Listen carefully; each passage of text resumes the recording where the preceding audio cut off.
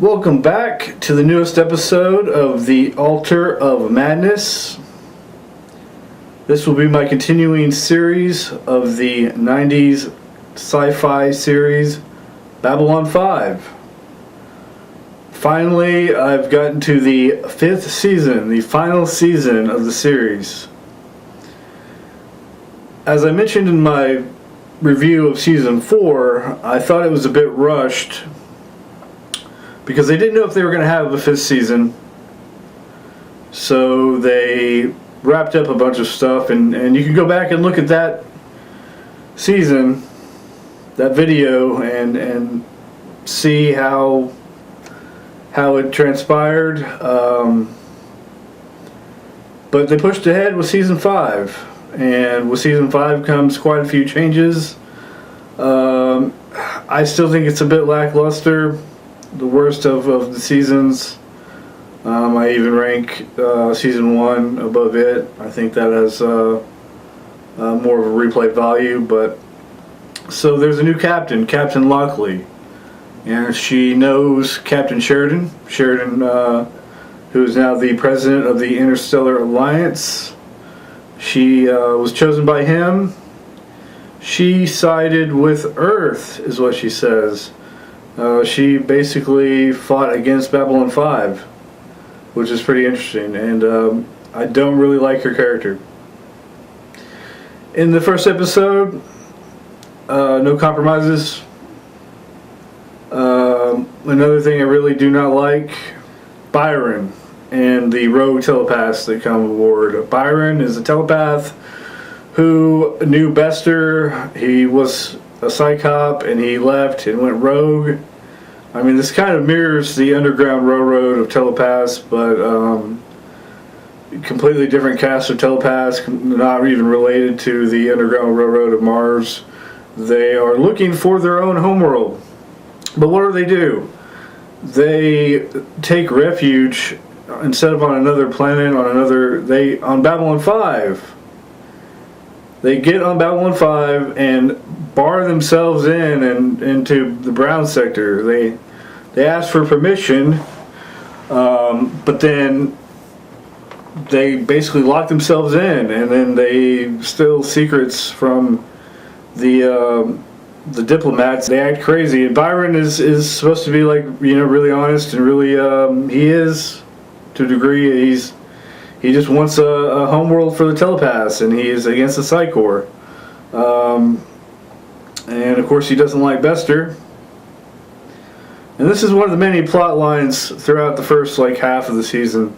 And it just drags and drags, and then Byron meets up with Lita, and Lita and Byron have this thing going on, and during their encounter Byron learns about how the Vorlons manipulated her, and how the Vorlons manipulated all the telepaths, created them. Also, at the same time, while this is going on, Interstellar Alliance members, like the Drazi, Mercury, etc., their shipping lanes are getting attacked, and they have no evidence of who is doing it. It comes to find out that it is the Centauri, but it's not really the Centauri.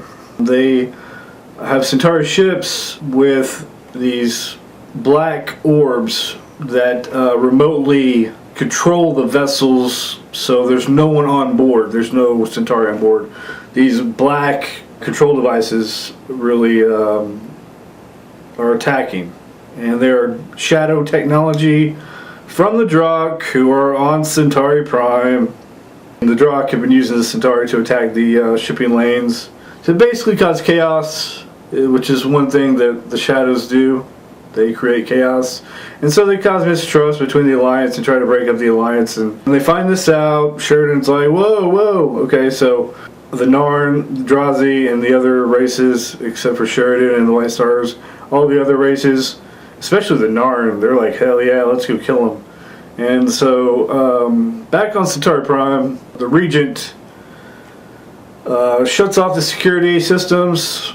Guarding Centauri Prime, he sends all warships away, so they're defenseless. The Narn and the other races come and they attack, they annihilate and kill thousands of Centauri civilians, and kind of as what Kosh said, they are a dying people. And I believe it was asked, who, the Narn or the Centauri? Yes, they're both a dying people. The Regent is ready to die. He's ready to die, and he's ready for Londo to receive his keeper. Londo and Jakar are there investigating, because they're like, no, there's no way the Centauri are doing this. We got to find out what's going on. And then Londo is encountered by a Drak, and he is informed of all of his misdeeds with Morden, and who the Drak are, and that the Drak remembered Londo, they remembered this place, and if he didn't take the Keeper, become Emperor, and they were going to destroy even more of Centauri Prime. The Drak holds up a fusion bomb detonator, and it's like, hey, who's going to notice a few more craters? So Londo agrees, and he takes his Keeper, becomes Emperor. This basically, it starts out what's going to lead into what you saw in Season 3 with the War Without End Part 2 flash forward into the future. Now, whenever Sheridan finds out that there's shadow technology being used by the Centauri, Londo lied for the Regent when he became Emperor and said that the Regent did it, and he bought it off the black market. And Sheridan believed it. Centauri Prime is devastated. Londo is Emperor. Shadow technology is involved, and he can't connect the dots. And that's one story flaw that I'm thinking, wow, is he really that dense? And so I never understood that. Londo gives this big inauguration speech. He goes to inauguration alone. He is very vengeful. He cuts off all ties to the Interstellar Alliance. He doesn't do it on his own accord. The Drak want him to do it so that they're a beaten people, a resentful people, and that they are now servants to the Drak. The Drak are now the masters. And the Drak now have a homeworld.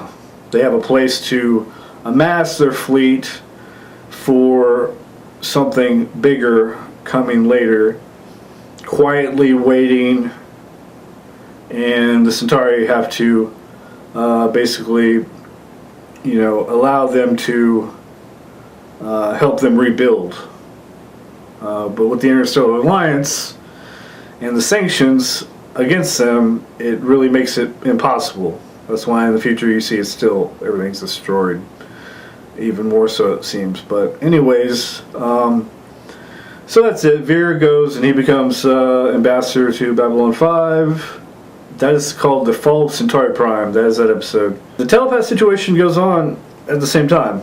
The tragedy of telepaths, Lockley calls Bester.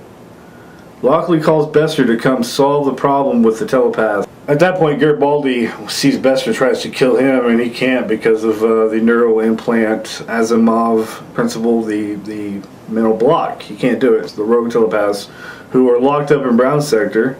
And some of them have escaped, and they're violent, and they go to an armory and get some guns and stuff, and almost kill Garibaldi. The telepath situation comes to an end. Byron talks them down. Byron says those who incite violence will pay for their crimes. He has written confessions. They're all leaving. Some of them are leaving elsewhere. The ones that weren't violent. Lita gives them information that Byron gave her to continue to find a new homeworld, contacts and information that Bester really wants, but he can't get. He can't get it from Lita. that's the end of the situation, except for Byron becomes a martyr. There's a gas leak all of a sudden, and he fires a PPG and engulfs in flames, and everyone dies. I mean, not all the telepaths, but like him and a few others die. Later on, this leads into the telepath war, which is not covered. It's barely mentioned in the Psychor trilogy, briefly. So you don't know the whole story behind the telepath war, but it's always hinted at that mundanes, which are not telepaths, they are inferior, according to Mr. Bester. So the telepath war is coming. Also, the Drock war is coming. The Drock are amassing their fleet on Centauri Prime. They're getting ready, and the telepath war is about to come. And then also, you find out that Sheridan, he's going to have a son named David. Names him David. Wow, just happens to be the same name. And from War Without End Part 2 and the Flash Forward, everything's coming to pass as planned, as foretold. And he becomes a ranger later on. But the Drock have Londo later on, near the end of the season, give Sheridan a gift, a Centauri urn that has a keeper in it for David. The Drock want to control Sheridan's son, more so than they want to kill Sheridan himself, although they do want to kill him, obviously. They want to kill humans. They want to kill the entire human race. They want to cause huge damage in a TV movie called Arms, which I probably will review because that is a really good feature-length TV movie, actually. So I may cover that one because it does involve the Drock. So this season is all about just like leading up to a telepath war that they don't really mention much about. I mean, they mention it, but they don't really. It never happens. And then the Drock are a big thing.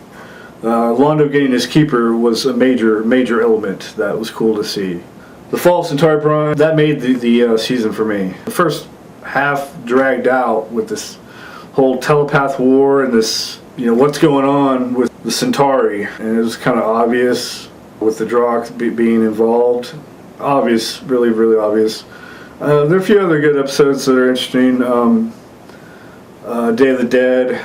People in the security staff and other people are visited by members that have deceased. So you see Morton again, and he talks to Lanier and tells Lanier that he's going to betray the Endless Shock.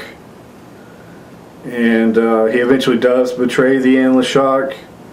And he even tells Delenn, because Delenn and Lanier are being approached by warships, Centauri warships, and they think they're going to die. And Lanier tells Delenn that he loves her. Yeah, he tells her that. That was interesting. They don't die. They get taken back to Centauri Prime, where they're quickly told to leave because the Drock would take them prisoner if they could. They would kill him.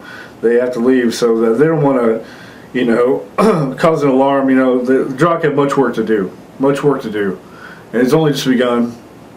And so, the last part of the season is just wrapping everything up. Garibaldi goes back to Mars with his wife. He leads Edgar Industries, except he has a deal with Lita, who is basically, the Vorlons have made her a thermonuclear equivalent of a telepath. She's like the large weapon when you run out of smaller weapons. That's one thing he wants to know about what happened, what did they do to her, because they enter a deal where he will have a separate bank account credit to amass funds to damage the Psychor. Money that will be used against the Psychor in the telepath war. So this leads to the telepath war, and in return, she will remove the neural implant from Garibaldi so he can kill Bester. But it will only happen 2 years later. 2 years. So we never see that. And it's in a novel, like I mentioned before, but we never see it. And then I think Lita dies in the novel, and she's barely mentioned, and which is a disgrace. I mean, how does she die? Like, she's the ultimate telepath. Also, Jakar is trying to escape his people who are obsessed with him. They worship him because of what happened on Narn. They think he, helped kill Cartagia. He had a part in that, and freeing Narn. And so they're obsessed with reading his book that he wrote in prison in season 3. So like they're obsessed with him, and he wants to get away from them. So he decides to go with Lita because she has nowhere to go. She has to leave too because they don't want her there, which is weird because they've always been friends with Lita, the staff of Babylon 5, but I guess she's becoming more of a telepathic terrorist.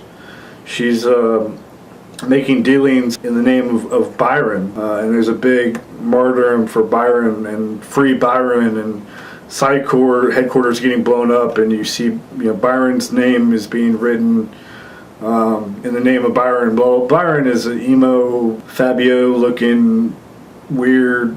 Oh man, I hate that guy. I really hate that guy. He's annoying. He's worthless character. And I don't really care for Lockley either. She's okay, but the season, when it wraps up, like Lita has to leave or she'll get arrested by the Earth Alliance and probably get handed over to Psycor. And Jakar, he's ready to leave. He needs to get the hell out. So they leave together to basically look for a homeworld. She looks for a homeworld. Jakar just goes to adventure. He doesn't want to stay in one place. He thinks that the more he understands the universe, the more he'll understand himself. Whatever that means. Narn are a funny race, but Jakar is awesome. Rest in peace. Sheridan and Delenn are on Babylon 5 temporarily in the season until the creation of the Interstellar Alliance headquarters on Minbar, which is completed, and then they go to Minbar. So everyone's leaving the station except for like Lockley and Zach, who is now security chief, and nothing's the same anymore, as Sinclair had said in season 1. And in Sleeping in Light, final episode of the season, Lorian saved his life, Sheridan's life, and so he only has so many years to live, and he lives his remaining years, like 5 years I think, on Minbar, and then he takes this small white star out into where the big final battle happened, and he meets Lorian, and he goes beyond the rim, and he's sleeping in light, and Delenn is distraught, but what can she do? The end. Before that happens, though, they have a big gathering, the big toast. Veer arrives, and he's Emperor now. So the events of War Without End Part 2 already happened. Because after Londo and Jakar strangle each other, Veer picks up the emblem and becomes the Emperor. And according to the Legion of Fire novels trilogy, they do get rid of the Drakh. And also A Call to Arms, that TV movie, also kind of furthers the idea that the Drakh are almost beaten, pretty much. Not quite, but they take heavy damage. During this toast, you have Garibaldi, you have Veer, Delenn. But so there's a toast, and they talk about, those that they've lost, those that have died. They have a toast. Toast to Londo. Toast to Jakar, because, at that point Jakar's dead. And so, that's pretty much it. That Sleeping in Light episode is the end of the series, and that wraps it up. That is season 5. I don't think I've missed anything of any importance of season 5. I do not believe I have missed discussing, but I really did not mean to make this episode because I have mixed feelings about season 5. I like it, but it pales in comparison, and really just seems like it has a lot of filler episodes. Like I said, I hate Lockley and I hate Byron.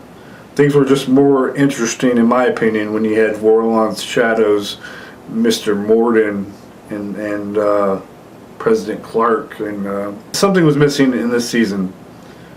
but they were obligated to finish out their 5-season arc. So that's season 5. That basically is it. I mean, if you really are interested in Babylon 5, I recommend seasons 1 through 4. And if you really go through season 1 through 4, and you really want to, see how it ends, kind of how it ends, check out season 5. Just be warned,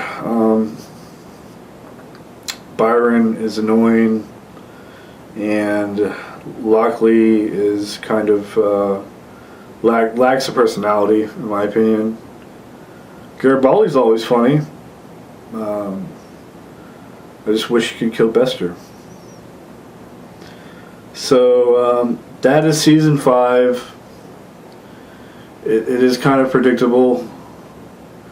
One good thing, though, I have to repeat again: seeing the Drock, seeing Londo get his keeper, seeing him give in to his greatest fear, knowing that it will destroy him, and seeing that come full circle. I mean, it's a very tragic story for Londo, and having Londo and Jakar leave on good terms is really cool. I really liked their story, because when you first see Londo and Jakar, season 1, they're at each other's throats. They hate each other. They both want to see their own, each world, Narn and Star Prime, destroyed, and that does end up happening, and many of their own kind die. And Jakar says, before he last thing he says to Londo, the last thing, that he cannot forgive the Centauri people for what he did to the Narn, but he can forgive Londo. So hey, that was awesome. That was really cool. And it just Londo's story came full circle, and it was pretty cool. That's the one really good thing that came out of this entire season. Everything else, I really do not care about the telepaths and their wanting their home world and a telepath war that we never see. So that is season 5. I know it pales in comparison to the other seasons, but there you have it. I'm going to take a break from doing Babylon 5, reviews. Though at some point I will do a call to arms, and I'll probably do Thirdspace, and we'll see River of Souls, that deals with the Soul Hunters that were from season 1, and that's an okay TV movie, except it takes place during season 5, and Lockley is captain. That's one downside. But Martin Sheen is the main Soul Hunter. And so I'll do that. Thirdspace, H.P. Lovecraft style. In the beginning is a really good one. I'm going to do it in the beginning at some point. Not anytime soon, but I will do it. I will definitely do it. I hope you enjoyed this synopsis of season 5. I hope you've enjoyed season 1 and 2, 3, 4, and 5, because I put a lot of time into these episodes. But hey, this has been another episode of The Altar of Madness. Unfortunately, I'm not able to review a season 6. Like I said, season 5, I hope you enjoyed it. I have mixed feelings about it, like I said. Really mixed feelings about this season. And it could have been better, I think. I think if they knew they were going to get 5 seasons and then they didn't wrap up the Shadow War and the Civil War, they could have... the Shadow War could have lasted the entire season 4. And then the Civil War could have been season 5. So... who knows? I may do another short video here pretty soon discussing the future of the theatrical Babylon 5 films that JMS is going to be doing through his own studio, and what implications that may have. Because not much is known about it, so it would be more of a discussion of like what I would like to see, and maybe commenters can let me know what they think should happen. If they should follow the same premise that we all know, that are Babylon 5 fanatics, or if they should change it up. So we'll see. But until next time, this has been Babylon 5, Season 5, final season.